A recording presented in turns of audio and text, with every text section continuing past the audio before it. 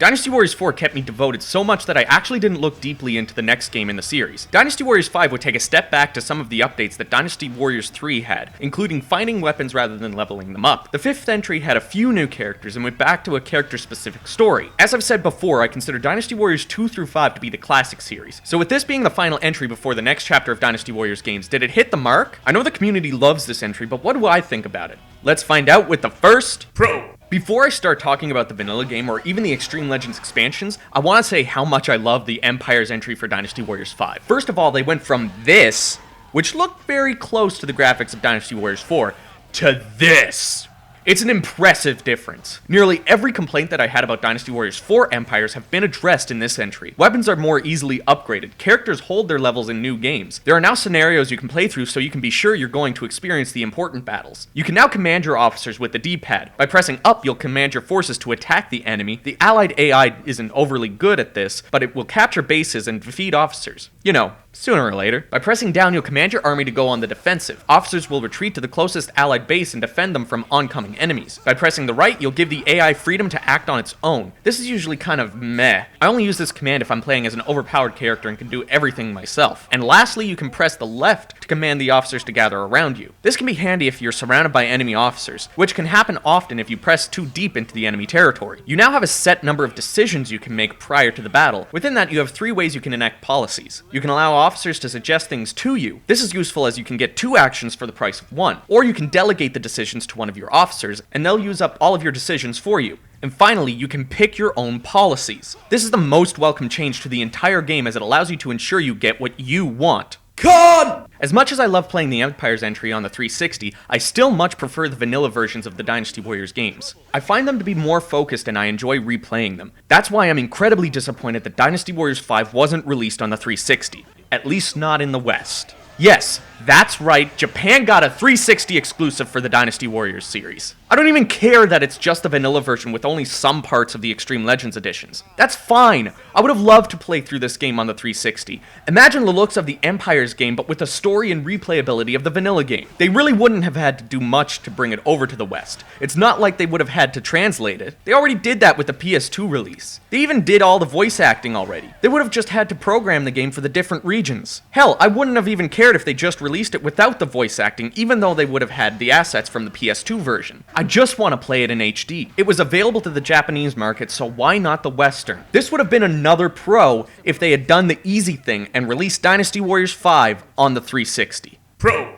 Though I said in the last video that I much prefer the Dynasty-specific stories, this was much better executed than Dynasty Warriors 3. We're back to each character having their own story, but this time each character's story is much more individual. You feel like you're actually playing through their history, rather than the stages that were just given to them by the game designer. Each character gets more fleshed out this way, and it feels like the game is becoming more story-driven. This is exciting because you begin to feel more connected to the characters and what they're doing. Between each stage, you also get a bit of dialogue between the characters, which expands on the story even more. This is what I feel like Dynasty Warriors 3 should have done. Even when you get overlapping stages between characters, they feel different. The cutscenes in the story also help to drive home the characteristics of the various playable officers. I feel like their quirks and differences are better displayed in this game, and definitely give me much more to connect with. They've added a couple of what-if stages to some characters who would have had their stories halted due to their death. Though this is really cool, it does take away from the intricacy of Dynasty Warriors 4's story mode. All the little changes make the story feel more immersive. Even though I prefer the Dynasty-specific story of the previous title, I would still consider this a plus for this entry. You don't really have too many overlapping stages, and when you do, there's enough dialogue between the characters to make them feel like you're playing a new iteration of that stage. Con! As with each installment before it, Dynasty Warriors 5 comes with a plethora of minor tweaks to the gameplay mechanics. Some of them are welcoming features like bringing back randomized weapons in the aforementioned story, others bring the game down a peg. Duels are no longer a thing. I really enjoyed them in Dynasty Warriors 4 as they give the characters more of a rivalry. Some movesets are slightly updated and for the most part it's, well,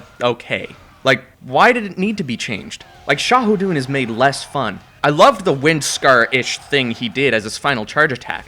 Now it's just a swing and a flashy spinny swing thing. Bodyguards are no longer customizable. You get these randomized created characters that will randomly join you. Even though the bodyguards of the previous games were just generic troops and officers, I would have preferred this as I liked adding my friends in this way. Dynasty Warriors 5 also had a coinciding PSP game, similar to Dynasty Warriors 4. Its title, for some reason, was Dynasty Warriors Volume 2. Again, it's very similar to the first PSP game, and it's not a full port, which you know they could have done because they later released a great port of Warriors Orochi, which disappointed me when they didn't just do that with Dynasty Warriors 5. One last thing that other people seem to have liked, but I personally didn't, is the weight of weapons. You can now have normal, light, or heavy weapons when you find them. Normal is your standard weapon and would be exactly what you're used to. Light is a faster attack at the cost of a lower damage, and heavy should obviously be slower attacks with more damage. I mostly dislike this because I just want the normal weight. I would prefer a faster attack, but when you play a stage with a heavy weapon, it feels like the combat just crawls. A couple of times I could swear I was experiencing slowdown, but it was just the weight of my weapon. And still,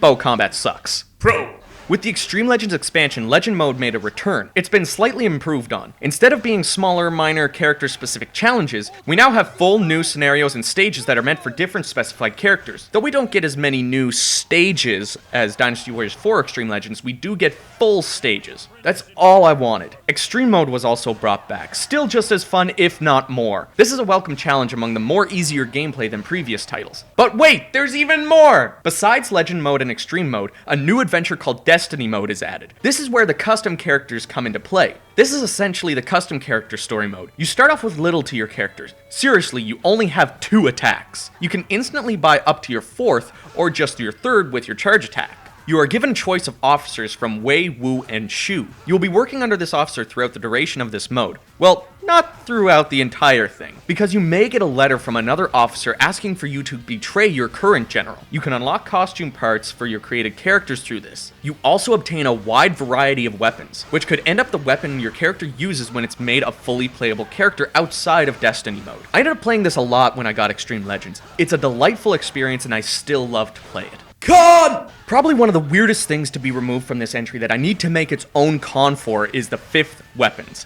Yes, in Dynasty Warriors 3 Xtreme Legends and Dynasty Warriors 4 Xtreme Legends, a 5th weapon was added. This was a weapon you'd get by playing a specific stage on the absolute hardest difficulty while completing very specific tasks. I don't understand why this was removed. They wouldn't have had to change the weapon models. You just have to create 6 new models for the new characters. It's absolutely mind-boggling why this was left out in this entry. You wouldn't have had to think too hard about the tasks to do. Just have them unlocked similarly by the characters who shared Legend Mode stages. Personally, I see this as a lazy act. The 4th weapons are still in there and they're all the same models as Dynasty Warriors 4. All the weapons are. That's what I don't get. Hell, if you really wanted to, you wouldn't have had to figure out new scenarios to unlock them. Make them the exact same as the 4th weapon, but on a harder difficulty. Seriously, this should not have been left out.